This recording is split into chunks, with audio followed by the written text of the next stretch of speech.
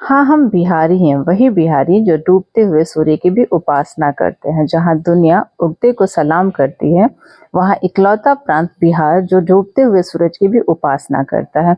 तो welcome to my channel Khushmeet beats. मैं खुशबू पटना से आप सभी का स्वागत करती हूँ मेरे ब्लॉग में। तो मैंने चैती छठ का भी उपवास रखा है। कार्तिक में तो करती हूँ, चैती वाला भी करती हूँ। बस अंतर इतना है कि ये मैं फल से करती हूँ, इसमें मैंने ठेकुआ खजूर वगैरह नहीं लगाया है। तो चलिए मैं कैसे करती हूँ एक छोटे से ब्लॉग के माध्यम से आप सभी को दर्शाने की कोशिश करती हूँ, छोटी छोटी झांकियों के रूप में। तो ये है हमारा सूप सजाने का तरीका, जिसमें मैं एक पीतल और एक बांस का सूप यूज करती हूँ। और मनता है तो मैंने चांदी का भी एक सूप लिया है, छोटा सा, क्योंकि चांदी का रेट तो आपको पता ही है कि कहाँ आसमान के पास चला गया है। तो चांदी का एक छोटा सा सूप लिया है, जिसको हम लोग सबसे पहले अर्पण लगाते हैं। अर्पण में होता है चावल का आटा या गेहूं का आटा, उसमें हल्दी घोलते हैं। तो ये है मेरी इतने महंगाई की मार झेलता हुआ छोटा सा चांदी का सूप। तो जो मेरे औकात के अंदर था वो मैंने खरीदा। ऐसे सोना और चांदी दोनों बोला हुआ था कि जैसी परिस्थिति भगवान रखेंगे वैसा हम खरीदेंगे। तो मेरी परिस्थिति चांदी की ही है, हालांकि सोने से महंगा ही पड़ा। तो ये सारा सूप सजाने के बाद इसमें हम थोड़ा सा अचार डालते हैं और रात में ही हम चना को भिगो देते हैं और उस चना को इसमें डाल देते हैं। उसके बाद 7 बार हम इसको टीका लगाते हैं। इसमें हर को 7 बार करते हैं, क्योंकि सूर्य देवता के जो रथ हैं उन पे जो घोड़े हैं वो 7 होते हैं, उनकी परिक्रमा भी 7 या 3 की जाती है। तो हम 7 का रेशियो समझ के चलते हैं, ठीक है। उसके बाद जितने भी फल हैं, बड़े वाले फल, उन सब पे अर्पण लगेगा। वही चावल और हल्दी का घोल या आटे या हल्दी का घोल। उसके बाद उस पे सिंदूर से टीका जाएगा। अब ये 7 बार टीकने की जरूरत नहीं है, आप हर केले पे भी टीक सकते हैं या एक जगह भी टीका लगा सकते हैं। और ये है हमारा पिंक कलर का आलता का पत्ता, जिसको गेट के बाहर लगाने से भूत प्रेत पिशाच और जो भी निगेटिव एनर्जी है वो कहते हैं घर के बाहर ही रहती है। तो छठ जिनके घर में होता है उनका घर देख के आपको समझ में आ जाएगा कि ये आलता का पत्ता आगे जरूर चिपका मिलेगा आपको। तो इसमें जितने भी सीजनल फ्रूट्स हैं वो सब आ जाते हैं। कुछ बेसिक चीजें हैं जो बहुत ही ज्यादा जरूरी होती हैं, जैसे अदरक, कच्ची हल्दी। उसके बाद जितने भी पत्ते वाले हैं, तो अभी तो सिर्फ और सिर्फ मूली ही मिल पाई है। विंटर वाला जो होता है उसमें अदरक के अंदर भी पत्ता होता है, हल्दी के अंदर भी पत्ता होता है, तो बहुत ही खूबसूरत लगता है। तो ये है पान का पत्ता। इसमें जटाधारी का फूल है जो शंकर भगवान को बड़ा प्रिय है। इसके अंदर होती है थोड़ी सी इलायची, थोड़ा सा लौंग, थोड़ा सा सिंदूर और थोड़ा सा हुमात। ये मार्केट से बना बनाया आता है। और ये है स्पेशल कचमनिया। कच्चे चावल के अंदर ढेर सारा घी डाल के गुड़ के साथ इसके लड्डू बनते हैं। और ये हो गया पर्सनल भोग जो हम चढ़ा रहे हैं अपने तरफ से, क्योंकि फ्रूट्स तो मार्केट से खरीद के आया है, तो चूल्हा नहीं जलता है। लेकिन आप हाथ से कुछ ना कुछ प्रसाद बनाते हैं, तो वो होता है कचमनिया। तो मुझे ना ये करते हुए 5 साल हो गया है। तो ये लास्ट मेरा 5 साल का है। जब 5 साल का मैंने मनता किया था, तो 5 साल इस बार कंप्लीट हो गया है मेरा। लेकिन इसकी कोई गारंटी नहीं है कि मैं ये अभी नहीं करूंगी, क्योंकि छठ छोड़ने के नाम से मुझे रोना आ जाता है। जैसे छोटे बच्चों को आइसक्रीम के लिए आप मना करेंगे तो वो रोएगा, वैसे ही मैं हूँ। छठ करने से मुझे लगता है कि मेरा जो पूरा साल है वो बहुत ही अच्छे से चला जाएगा। इसीलिए मैं कोशिश करती हूँ कि दोनों छठ करूँ। और ये मैंने ली है सिंपल सी एक साड़ी, जिसका कलर पानी के अंदर ना घुले, क्योंकि मैं परेशान हो गई हूँ टब को लाल पीला हरा नीला देख देख के। तो मेरी चूड़ियां कैसी लग रही हैं आप बताइए। और खुद से शूट किया है, बहुत मतलब उतना अच्छा नहीं किया है जानती हूँ, लेकिन हाँ चलो जो अच्छा लगेगा उसके लिए लाइक कर लेना। तो आलता वगैरह लगा के मैं तैयार हो गई। थोड़ा सा टाइम था, ऊपर घाट तो घर ही पे है, तो सोचा कि थोड़ा शूट कर लेती हूँ। और ये है मेरा दूसरा मन था जिसपे मैंने दंडवत करने को लिया था, और ये मैं कुछ सालों से करते आ रही हूँ। तो घाट पर जाने के लिए ना जमीन बहुत गंदा होता है, तो इसलिए कुछ ना कुछ बिछा देते हैं, लेकिन इस बार मैं घर से ही कर रही हूँ। तो अब ये शुरू से बिछा के ही मैं सोती हूँ डायरेक्ट। बहुत सारे लोग तो डायरेक्ट सोते हैं, घुटना छिल जाता है। ऐसे इस जो धोती है ना, इसमें भी कोई दम नहीं है। मैं भी जब भी उठ रही थी और सो रही थी ना, तो मेरे भी घुटने जवाब दे रहे थे। और जब फास्टिंग में रहो ना, तो बहुत ही कष्ट होता है उठने और सोने में। तो सूर्य देवता जो है ना बिल्कुल अब डूबने पे ही हैं, तो चलो फटाफट से अर्घ दे देते हैं। और ये है मेरा छोटा सा इंतजाम, जिसमें शावर लगा के मेरे हस्बैंड ने मेरे लिए बिल्कुल, मतलब हम ना पहले बाल्टी से नहाते थे या फिर कोई मटका वगैरह से पानी गिराया जाता था, लेकिन मेरे हस्बैंड ने क्या किया कि एक शावर लगा दिया है। तो मेरे पास कोई है नहीं, तो मैं खुद से ही अपने आँचल पे टीका लगाती हूँ, मांग भरती हूँ और खुद से ही फूल अच्छा जो भी होता है अपने आँचल पे रख लेती हूँ, क्योंकि ये वाला जो छठ होता है इसमें किसी की भी छुट्टी नहीं होती है। और नॉर्मली मैं पूजा पाठ अकेले ही करना पसंद करती हूँ। सिर्फ मेरे इर्द-गिर्द मेरे दोनों बच्चे, मेरा हस्बैंड और मेरा बेटा, ये होने चाहिए। बाकी दुनिया कहीं पे भी जाए मुझे कोई फ़र्क नहीं पड़ता है। तो क्योंकि आप सोच सकते हैं कि अगर कोई इतना मनता, दंडवत इतने कष्ट में कर रहा है तो उसका दिल किस तरह से टूटा होगा और कितनी बार टूटा होगा।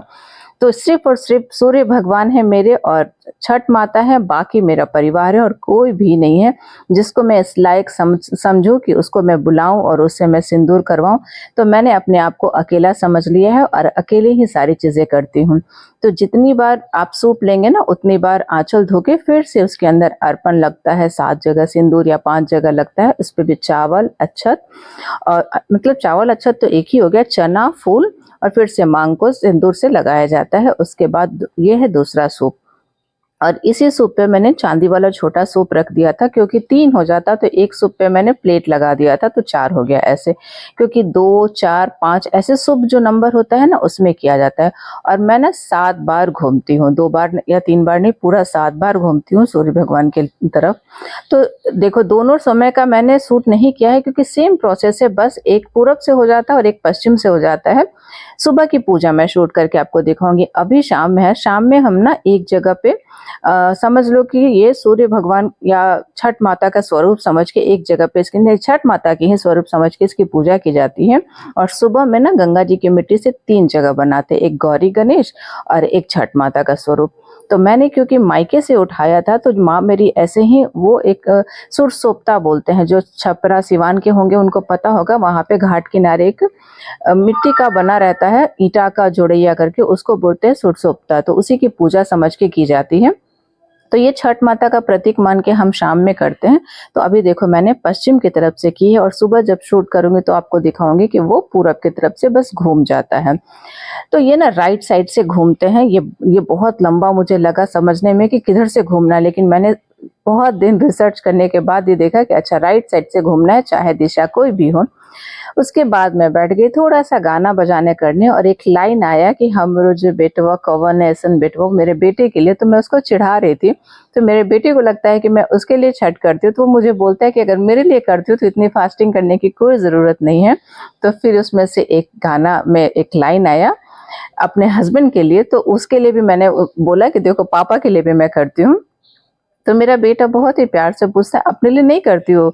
तो मैंने बोला तुम दोनों खुश रहोगे तो मैं अपने लिए भी समझ लो वही करती हूँ। तो ये हो गया सुबह बोलते-बोलते। तो सुबह में ना मैंने जो अर्घ है वहाँ से स्टार्ट किया है, क्योंकि सेम प्रोसेस था, तैयार होना, दंडवत करना, आना, उसके बाद अर्घ देना।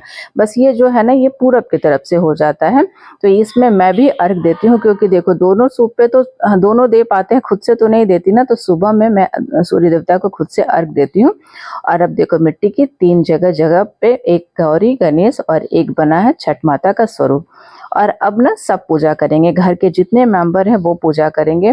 और मेरे फास्टिंग में मुझे प्यास-व्यास नहीं लगती, लेकिन मेरा जो पैर है ना वो खिंचता है। आप अब हम लोग ना उसको देहाती भाषा में उसको बोलते हैं, नस जैसे घिस जाता है ना वैसे ही। तो वो मेरा घिंचता है, मुझे बहुत प्रॉब्लम होती है, ये एक चीज़ मेरे साथ है। तो मैं वैसे नहीं बैठ पा रही थी, इसीलिए मैंने चुक्का-मुक्का लगा के, आलती-पालती लगा के बैठ गई मैं। क्योंकि पूरा पैर ना अब वो तन रहा था, घिंच रहा था फास्टिंग के बाद। और मेरा पूरा चेहरा बिल्कुल छोटे से बच्चे की तरह हो गया था मेरे हस्बैंड के हिसाब से।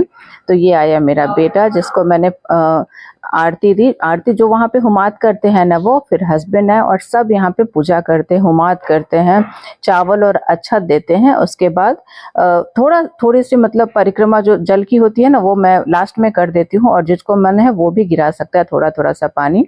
उसके बाद मैंने सिंदूर किया हस्बैंड को और बेटे को, क्योंकि जब तक मैं भींगी रहती हूँ मुझे लगता है कि मैं प्रसाद, टीका, सिंदूर कर दूँ, उसके बाद ही मैं पानी पीऊँगी। लेकिन मेरे ससुराल में ना सब चेंज-वेंज कर लेते हैं, पानी-वानी पी लेते हैं, उसके बाद से सब प्रसाद देते हैं। लेकिन मुझे लगता है कि मैं जिनके लिए इतना कष्ट करती हूँ अपने परिवार के लिए, उसको उसी रूप में मैं मतलब बेटे को छू लेती हूँ, प्यार कर लेती हूँ, टीका लगा लेती हूँ, तो मेरे मन में संतोष हो जाता है। तो अब सबने पूजा कर ली।